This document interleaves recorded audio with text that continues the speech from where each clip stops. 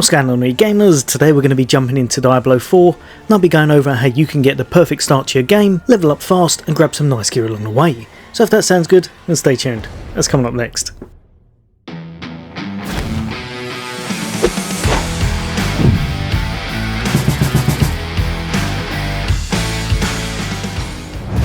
So Diablo 4 is finally upon us. I have been waiting an absolute age for this game. It is so good. I cannot wait to absolutely play it to pieces, and I'll be chucking out an abundance of contents for this, all the way from build guides to tips to make you stronger. But for today we're going to be going over how you can get the perfect head start and just make your life a whole bunch easier in the game, completing the campaign and making your way through.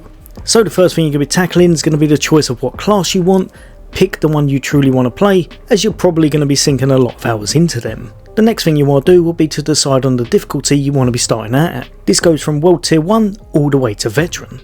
I'm not going to be covering hardcore mode today, but pretty much everything I put in this video does apply to that as well, so even if you're playing hardcore, this will almost definitely help you out. Personally, I would highly recommend going straight on to that Tier 2 Veteran, because the way we're going to be tackling things should make it okay for your character to progress without too many issues.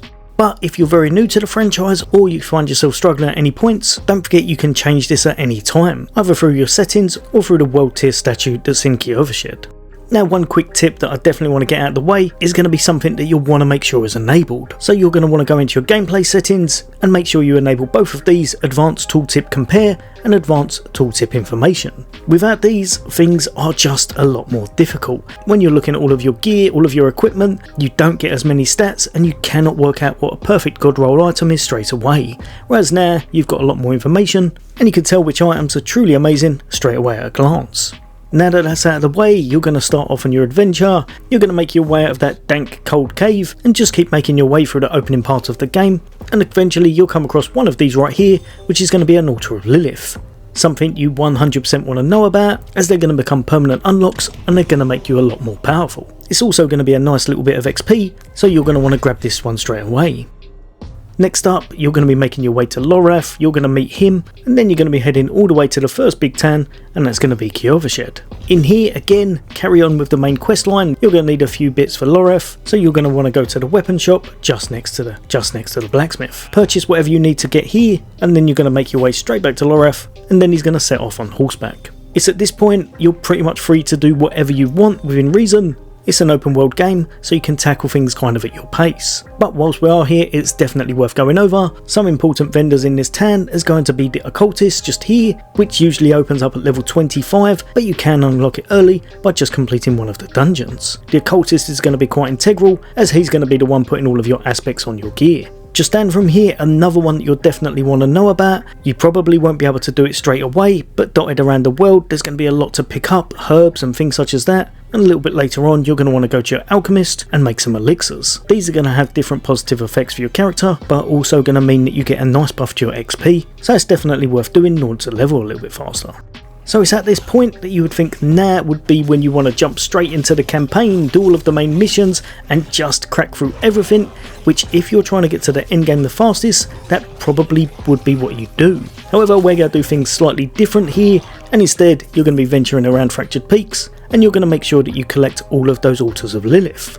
There's 28 in total, and it's definitely worth doing, as it's going to mean your character gets a big boost to its level, because you're getting XP every single time you collect one, permanent buffs to all of your characters, as well as some extra unlocks from his renown. These are something that you're going to want to collect anyway, so you may as well get them out of the way early, as it's really going to help you to over level your character in order to tackle the content ahead easier. The only annoying thing with this, it can be a bit of a pain if you don't know exactly where they are, so what I'm going to do, I'm going to chuck on a map showing you their exact locations, and I'm going to link a complete guide up above as well, just in case you need to see it in more detail.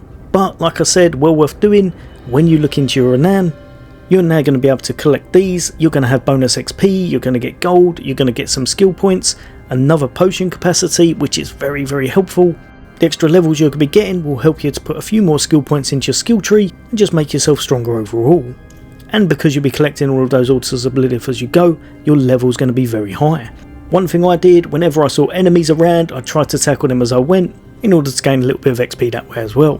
Now at this point, after you've collected all 28 of them, if you've been hitting some enemies as you go, you're probably way over level 15, so you're kind of going to be over level, but depending on your drops, you may well be under geared. So it's at this point that you may want to do a little bit of farming events, grab yourself some obols. I found the best places was Kiovershed just here, or jumping over to the other town just up above on the left, and that's going to be Menestad. For both of these areas, I found that heading out of the exit that I showed here tended to be the optimum route, as there was very often an event pretty close outside.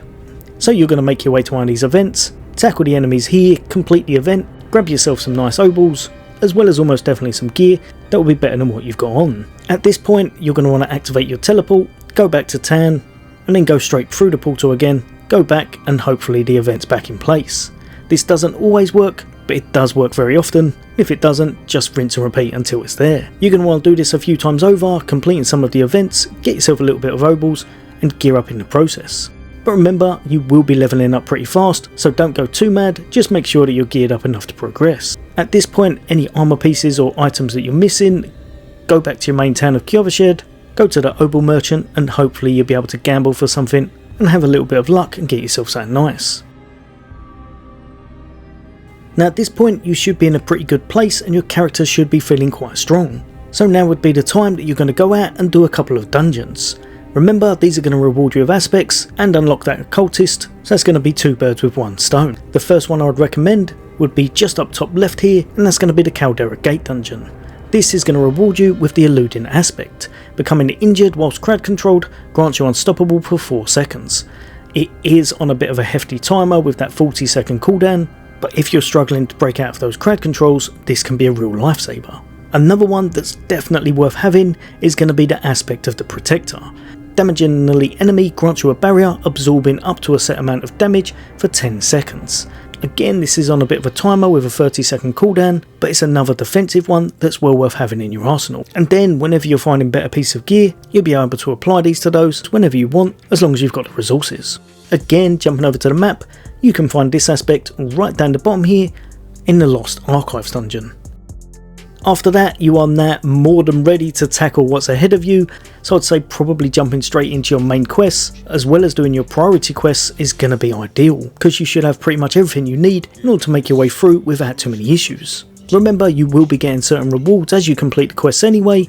One that's definitely worth looking at is going to be Vigo's Amulet. This is definitely worth picking up and equipping for quite some time, as the bubble shield it gives you and the fact that it makes you pretty much invincible whilst you're in it for a few seconds, again, much like the other aspects we've been looking at, is really going to help out your survivability. If you've managed to make it through a good chunk of your main quests and you're worried about going into the next area because you feel like you're just not kitted up enough, another thing that could massively help you out would be taking on the world boss Ashava, which is situated just over here. You're going to see a timer on your map whenever they're due to spawn in, so you're going to want to make your way all the way over to the right here. Then you're going to be tackling them, hopefully with some other players that are here as well, ready to fight the world boss. But it's well worth doing this because you get a nice chunk of XP, as well as quite a high drop rate with those legendary pieces of gear.